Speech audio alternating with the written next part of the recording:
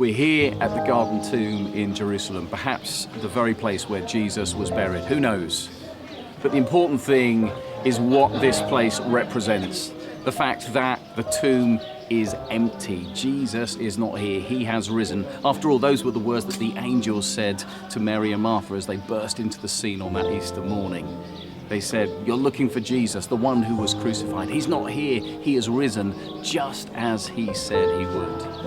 The resurrection of Jesus speaks to us about so many things, but maybe one of the really important things for me today when we're here is that God always keeps his promises.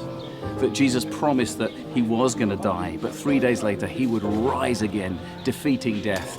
And this place reminds us that God keeps his promises. And if God keeps that promise, then surely God will keep every promise. That he'll be with us always, that he'll never leave us and forsake us. That if we confess our sins, he'll forgive our sins and clean up our lives. That he'll separate our sin as far as the east is from the west.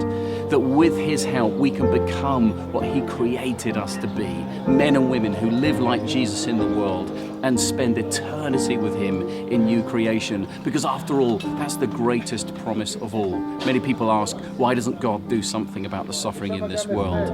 But the promise of God is that one day, every bit of brokenness, every sin, sickness, suffering, and even death will be destroyed once and for all, and we will reign with God in a perfect new creation. It's the promise of the end of Revelation, and this tomb reminds us that God keeps his promises, and so we can live in hope. Whilst today might be tough for us, we live in hope that the resurrection tells us a better day is always coming with God.